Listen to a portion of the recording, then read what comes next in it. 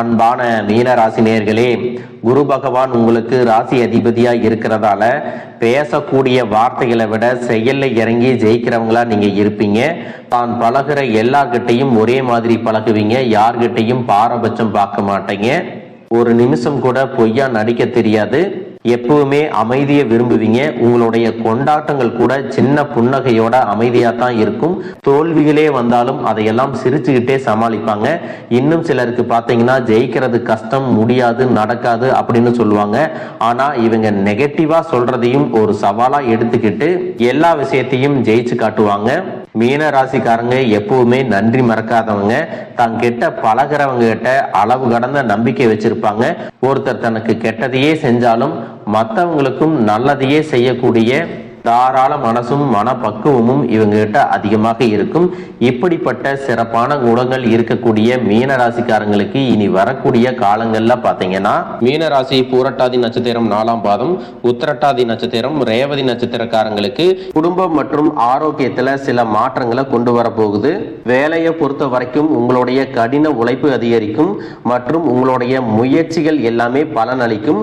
இந்த மாதத்தினுடைய பிற்பகுதி உங்களுக்கு வெற்றியை கொடுக்கும். வணிகம் சம்பந்தமாக நீங்க எடுக்கக்கூடிய முயற்சிகள்ல தடைகள் வந்தாலும் உங்களுடைய விடாமுயற்சி மற்றும் புதிய புதிய சிந்தனைகள் காரணமாக அதுவெல்லாம் உங்களுக்கு நல்ல பலன்களை கொடுக்க போகுது. பணம் கொடுக்கல் வாங்கல்ல பாத்தீங்கன்னா இது வரைக்கும் உங்களுக்கு தடைகள் எல்லாம் இருந்திருக்கும். இந்த மாதத்தின் பிற்பகுதியில உங்களுக்கு சாதகமான முடிவுகள் கிடைக்கும். பண ஆதாயங்கள் உங்களை தேடி வரும். எத்தனையோ கனவுகளோடவும் எதிர்பார்ப்புகளோடவும் தான் இந்த 2026ஆம் ஆண்டை நீங்க தொடங்குனீங்க. ஆனாலும் இந்த 3 மாசங்களா உங்களுக்கு பெருசா எந்த ஒரு விஷயங்களும் நடக்கல. இது நாள் வரைக்கும் உங்க வாழ்க்கையில நடந்த சில சம்பவங்கள், ஏமாற்றங்கள், துரோகங்கள் எல்லாமே ஒரு பெரிய படிப்பினையை கொடுத்திருந்தாலும் சில விஷயங்களை எல்லாம் இன்ன வரைக்கும் உங்களால் ஜீரணிக்கவே முடியலை.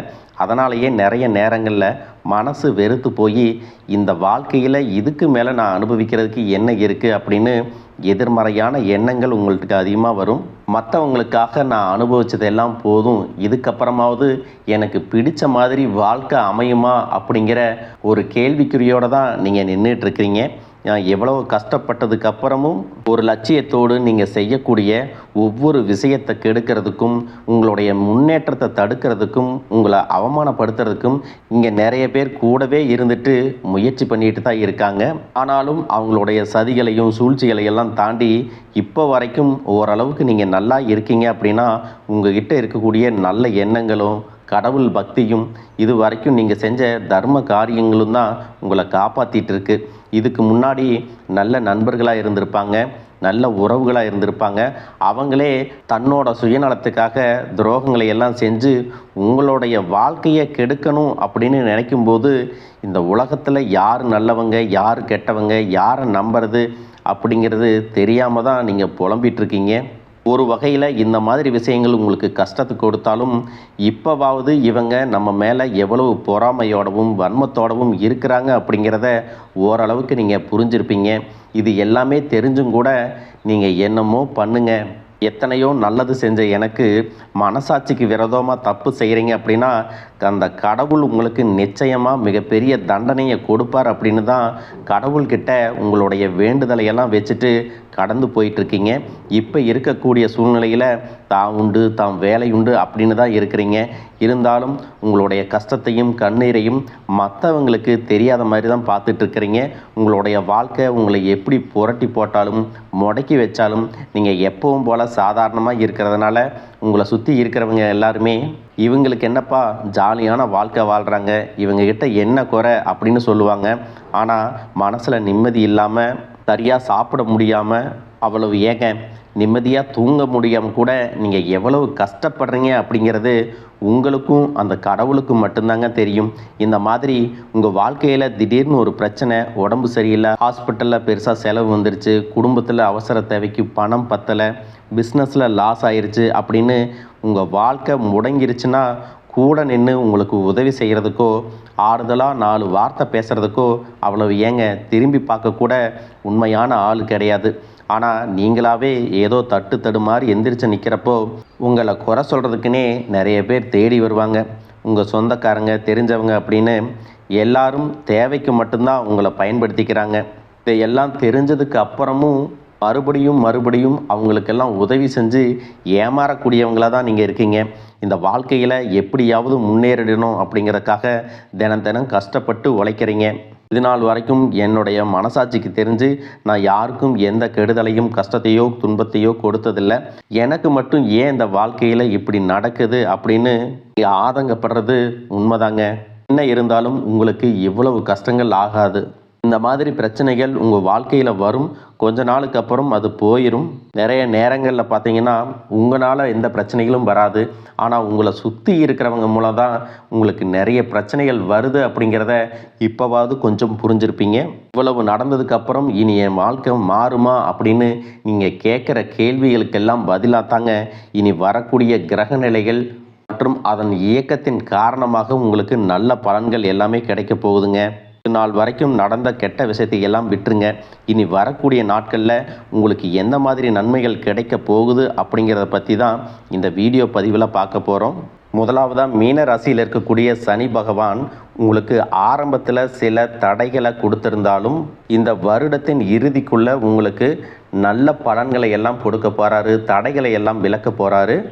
இதன் மூலமாக பொருளாதார ரீதியாக உங்களுக்கு நல்ல முன்னேற்றம் அப்படிங்கிறது விரைவிலேயே ஏற்பட போகுது.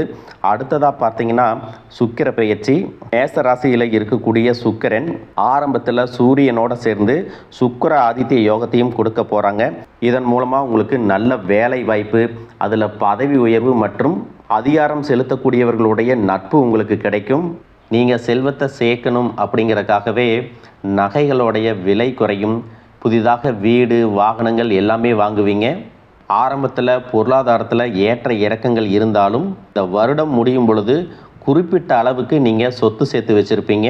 ஜூன் மாதத்தில் குரு பகவான் மிதுன ராசியிலிருந்து தன்னுடைய உச்ச ராசியான கடக ராசிக்கு போகும் பொழுது கஜகேசரி யோகமும் உண்டாக போகுது. இந்த நேரத்தில் உங்கள் நிதி நிலைமை ரொம்பவே முன்னேற்றமாக இருக்கும். குழந்தை பாக்கியம் இல்லை அப்படின்னு கவலைப்பட்டு இருந்தவங்களுக்கு நிச்சயமாக குழந்தை பாக்கியம் உருவாகும். அவங்களுடைய உடல் நலனில் எவ்வளவு பிரச்சனைகள் இருந்தாலும் அதையெல்லாம் சரி செஞ்சு இந்த பாக்கியத்தை அடைய போகிறாங்க. அவங்க குடும்பத்திலையும் மனதிலும் மிகப்பெரிய மகிழ்ச்சி நிரந்தரமாக இருக்க போகுது. படிக்கக்கூடிய மாணவர்களுக்கும் கல்வி ரொம்பவே சிறப்பாக இருக்க போகுது. அடுத்ததான் நவம்பர் மாதத்தில் ஏற்படக்கூடிய ராகு கேது பெயர்ச்சியில் குடும்பம் மற்றும் தொழிலில் திடீர் மாற்றங்களும் திருப்பங்களும் ஏற்பட போகுது. நீண்ட நாளாக நிறைய பேர் உடல்நலம் சார்ந்த பிரச்சனைகளில் முடங்கி கிடந்திருப்பாங்க. நடக்கிறதுக்கே ரொம்ப சிரமப்பட்டிருந்திருப்பாங்க. அந்த பிரச்சனை எல்லாமே முழுவதுமாக நிவர்த்தியாக போகுது. கடந்த காலகட்டங்களில் உங்களுக்கு நல்லதொரு வேலை கிடைச்சிருக்காது. குடும்ப கஷ்டத்திற்காக குறைவான சம்பளத்தில் பிடிக்காத வேலையை செஞ்சுட்டு இருந்திருப்பீங்க. உங்களை பொறுத்த வரைக்கும் பிஇ படிச்சிருப்பீங்க, டிகிரி படிச்சிருப்பீங்க.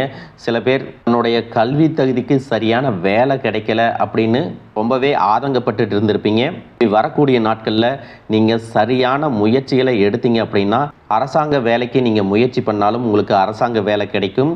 பேங்க் வேலையோ ஐடி கம்பெனியோ அது தனியார் நிறுவனங்களோ உங்களுக்கு மனசுக்கு பிடிச்ச மாதிரி நல்ல வருமானத்தோடு வேலை கிடைக்கக்கூடிய சூழ்நிலையும் இருக்குது. மேலும் கணவன் மனைவிகளில் பார்த்தீங்கன்னா நல்ல அந்யோன்யம் இருக்க போகுது. இது வரைக்கும் இருந்த மன கஷ்டங்கள் எல்லாம் நீங்கி ஒற்றுமையோடு இருக்க போகிறாங்க. சொத்து மற்றும் பல பிரச்சனைகள் காரணமாக நீதிமன்றத்தில் ஏதாவது வழக்குகள் இருக்குது அப்படின்னா கூட அதுவெல்லாம் உங்களுக்கு சாதகமாக வரும். அதிலும் சொத்து விஷயத்தில் சனி பகவானுடைய பார்வை உங்களுக்கு நேரடியாக இருக்கிறதுனால சில தடைகளை கடந்து வரும் பொழுது உங்களுக்கு அந்த சொத்தானது நிச்சயமாக கிடைக்கும். அரசியல்வாதிகளை பொறுத்த வரைக்கும் புதிய பதவிகள் எல்லாமே தானாக கிடைக்கும். தேர்தலில் போட்டியிட்டு ஜெயிக்கக்கூடிய வாய்ப்புகளும் இருக்குது. இது வரைக்கும் நீங்கள் வேலை செஞ்சுட்டு இருக்கக்கூடிய இடத்துல சரியான ஒத்துழைப்பு இருந்திருக்காது. முழு ஈடுபாட்டோட வேலை செய்ய முடியாத அளவுக்கு சில பிரச்சனைகள் எல்லாமே இருந்திருக்கும். இனி வரக்கூடிய காலங்களில் உடன் வேலை செய்கிறவங்க மூலமாக உங்களுக்கு நல்ல ஆதரவு கிடைக்கும். சந்தோஷமாக அந்த வேலையை செய்வீங்க. வேலையில் உங்களுக்கு பண பலன்கள் ஏதாவது வராமல் இருந்துச்சுன்னா அந்த பண பலன்கள் எல்லாமே உங்களுக்கு வெகு சீக்கிரத்தில் கிடைக்கும். அரசு வேலையில் இருக்கக்கூடியவங்க சட்டத்திற்கு புறம்பாக எந்த ஒரு காரியத்திலையும் ஈடுபடாமல் நேர்மையாக நடந்து கொள்வது நல்லது. பொது வாழ்க்கையில் இருக்கிறவங்களுக்கு நீங்கள் எதிர்பார்த்ததை விட மிகப்பெரிய நிலையை அடைய போகிறீங்க. தொழிலில் தடைகள் ஏதாவது இருந்துச்சுன்னா அந்த தடைகள் எல்லாம் விலகிறது மட்டும் இல்லாமல் புதிய கிளைகளையும் தொடங்குவீங்க. உங்களுடைய உற்பத்தி அதிகரிக்கும். தொழிலை விரிவு செய்வீங்க. வரக்கூடிய நாட்களில் உங்களுக்கு விற்பனையும் அதிகமாகும். ஏற்றுமதி இறக்குமதியில் எல்லாம் உங்களுக்கு நல்ல லாபம் கிடைக்கும். நீங்கள் செய்யக்கூடியது சின்ன தொழிலோ பெரிய தொழிலோ அதுவெல்லாம் உங்களுக்கு நல்ல வளர்ச்சியை கொடுக்கும் அப்படிங்கிறத நீங்கள் ஞாபகம் வச்சுக்கோங்க. இனி வரக்கூடிய காலங்கள் எல்லாமே உங்களுடைய கனவுகளை நிஜமாக்கக்கூடிய நாட்களாக இருக்க போகுது. குடும்பத்தில் முன்னேற்றமும் பொருளாதாரமும் கிடைக்கும் பொழுது உங்களுடைய சுய ஒழுக்கத்தில் நீங்கள் ரொம்பவே கவனமாக இருக்கணும். பேசக்கூடிய வார்த்தைகள், பழகக்கூடிய நபர்கள் எல்லார்கிட்டையும் எந்த ஒரு இடத்துலையும் தான் அப்படிங்கிற கர்வத்தை மட்டும் நீங்கள் வச்சுக்க கூடாது. மற்றவர்களை குறையாக பேசுகிறதோ மட்டம் தட்டி பேசுகிறதோ அதை காயப்படுத்துகிற மாதிரி பொது இடங்களில் பேசிடக்கூடாது. நீங்களும் சரி, உங்களை சுற்றி இருக்கிறவங்களும் சரி, எப்பவுமே பாசிட்டிவான எண்ணங்களில் இருக்கணும். அப்படின்னா எதிர்காலத்திற்கான நல்ல திட்டமிடுதல் எப்பவுமே அவசியம். அதனால் நீங்கள் எந்த ஒரு விஷயத்தை செய்யும் போதும் எதிர்காலத்தில் இது எனக்கு எந்த மாதிரியான பலன்களை கொடுக்கும் அப்படிங்கிறத மனசில் வச்சுக்கிறதும் அவசியம். இதை நீங்கள் சரியாக செஞ்சுட்டு வந்தீங்கன்னா பெரியவர்களுடைய உதவி கிடைக்கும். உறவுகளில் இருந்த சண்டை சச்சரவுகள் முழுவதுமாகவே விலகும். புதிய நண்பர்களும் உங்களுக்கு உதவி செய்வாங்க. தொழிலில் ஏற்பட்ட நெருக்கடிகள் விலகும். பொருளாதார ரீதியாக நலிவடைந்த நிறுவனங்கள் மீண்டும் முன்னேற போகுது. மேலும் மேலும் உங்களுக்கு வியாபாரத்தில் எதிர்பார்த்த லாபம் கிடைக்கும். உங்களுடைய புதிய சிந்தனைகள் மற்றும் நேர்மறையான எண்ணங்கள் உங்களுடைய வளர்ச்சிக்கு காரணமாக இருக்க போகுது. கடந்த காலகட்டங்களில் திருமணம் பார்த்தீங்க அப்படின்னா நிறைய பிரச்சனைகளும் சிக்கலுமாக இருந்திருக்கும். அதிலும் ஜாதகம் சரியில்லை, சொந்த வீடு இல்லை, வசதி இல்லை, பெற்றோர்கள் சரியில்லை, அரசு வேலையாக இருக்கணும், இந்த மாதிரி எத்தனையோ காரணங்களை எல்லாம் சொல்லி உங்களுக்கான திருமணம் தடைகள் ஏற்பட்டிருக்கும். இன்னும் சிலருக்கு பார்த்தீங்கன்னா தெரிஞ்சவங்களாலையும் நண்பர்களாலையுமே திருமணங்கள் எல்லாமே நின்று போயிருக்கும். இந்த மாதிரி இடத்துல உங்களால் எந்தெந்த விஷயத்தை எல்லாம் சரி செய்ய முடியுமோ அதையெல்லாம் சரி செஞ்சுட்டு குரு பெயர்ச்சிக்கு பிறகு நீங்கள் திருமண முயற்சிகளில் ஈடுபட்டீங்கன்னா உங்களுடைய மனதுக்கு பிடித்த மாதிரியான நல்ல வரன் அமையும். குடும்ப வாழ்க்கை சிறப்பாக இருக்கும். உங்களுடைய வாழ்க்கை துணை அழகாக இருப்பாங்க. கை நிறைய சம்பாதிக்கக்கூடியவங்களாகவும் இருப்பாங்க. அதே நேரத்தில் வாழ்க்கை துணையை இழந்துட்டு இரண்டாவது திருமணம் பற்றி யோசிக்கக்கூடிய ஆண்கள் மற்றும் பெண்களுக்கு தன்னுடைய வாழ்க்கையில் வரக்கூடிய துணை, அவங்களுடைய பழக்க வழக்கம், ரெண்டு பேருக்கும் கருத்தொற்றுமை இருக்கா, மன பொருத்தம் இருக்கா, மற்றும் தேவைப்பட்டால் உங்களுடைய ஜாதகத்தை கூட ஒரு முறை நீங்கள் சரி பார்த்துக்கிட்டு இரண்டாவது திருமணத்துக்கு முயற்சி செஞ்சீங்கன்னா நல்ல வாழ்க்கை துணை அமையும். மற்றவங்க பொறாமப்படக்கூடிய அளவுக்கு நல்லதொரு வாழ்க்கையை வாழ்ந்து காட்டுவீங்க. படிக்கக்கூடிய மாணவர்களுக்கு பரீட்சையில் நல்ல மார்க் வருமா, பாஸ் ஆகுமா அப்படிங்கிற மாதிரி குழப்பங்கள் இருக்கும். வரக்கூடிய தேர்வு முடிவுகளானது நல்ல தேர்ச்சியை கொடுக்கும். ஓரளவுக்கு நல்ல மதிப்பெண்கள் வாங்கி பாஸ் ஆகிறது மட்டும் இல்லாமல் அடுத்தடுத்த மேற்படிப்புகளும் படிப்பீங்க. காதலிக்கக்கூடியவர்களுக்கு சரியான புரிதல் இல்லாமல் போகிறது மற்றும் கருத்து வேறுபாடுகள் காரணமாக பிரிஞ்சிருப்பாங்க. இன்னும் சிலருக்கு பெற்றோர்களே காதலுக்கு தடையாக இருந்திருப்பாங்க. வேறு ஜாதியாக இருக்குது, நல்ல குடும்பமாக இல்லை, வசதி இல்லை அப்படின்னு ஏதாவது ஒரு காரணத்தை சொல்லி பிரிஞ்சிருந்திருப்பாங்க. ஆனால் இனி வரக்கூடிய காலங்களில் நீங்கள் உண்மையாக உங்கள் காதலை வெளிப்படுத்தும் போது அந்த காதல் கண்டிப்பாக உங்களுக்கு கை கொடுக்கும். வீட்டில் சொல்லும் பொழுது பெற்றோர்களே உங்களுடைய காதல் திருமணத்தை நடத்தி வைப்பதற்கான வாய்ப்புகள் இருக்குது. சிலருக்கு பார்த்தீங்கன்னா சின்ன வயசுலேயே தன்னுடைய வாழ்க்கை துணை இழந்திருப்பாங்க. சிங்கிள் பேரண்ட்டாக தன்னுடைய குழந்தைகளை கவனிச்சுட்டு இந்த வாழ்க்கையை வாழ்கிற மாதிரி இருந்திருக்கும். ஆரம்பத்தில் உங்களுக்கு இது போராட்ட காலமாக இருந்தாலும் தன்னம்பிக்கையோடவும் சுயமரியாதையோடவும் இந்த சமுதாயத்தில் வாழ்ந்து காட்டுவீங்க. இதில் போலியான நபர்கள் உதவி செய்கிறேன் அப்படின்னு உங்களை ஏமாற்றக்கூடிய சூழ்நிலையும் இருக்குது. அப்படிப்பட்ட நபர்களை நீங்கள் சரியாக அடையாளம் கண்டுபிடிச்சு அந்த மாதிரி நபர்களை உங்களுடைய வாழ்க்கையில் என்றைக்குமே அனுமதிக்கக்கூடாது. எந்த ஒரு எதிர்பார்ப்புகளும் இல்லாமல் எப்பவும் போல் உங்கள் கடமையை செஞ்சுட்டு உங்கள் வாழ்க்கையை நீங்கள் வாழ்ந்துட்டு வாங்க. உங்களோட குலதெய்வமும் கிரக நிலைகளும் உங்களுக்கு துணையாக இருக்குது. இப்போ நீங்கள் எடுத்து வைக்கக்கூடிய ஒவ்வொரு அடியும் எதிர்காலத்தில் உங்களை வாழ்க்கையின் உச்சத்தில் கொண்டு போய் வைக்கும் அப்படிங்கிறத மட்டும் நீங்கள் எப்பவுமே நினைவு வச்சுக்கணும். உங்களை சுற்றி நல்ல விஷயங்கள், கெட்ட விஷயங்கள், இந்த மாதிரி எல்லாமே சுற்றி நடந்து வந்தாலும் நல்ல விஷயங்களை மட்டும் எடுத்துகிட்டு நீங்கள் முன்னேற்ற பாதையில் போயிட்டே இருங்க. உங்களுடைய நல்ல எண்ணங்களுக்கு உங்களுக்கு நல்லதே நடக்கும். வாழ்க வளமுடன், வாழ்க பல்லாண்டு.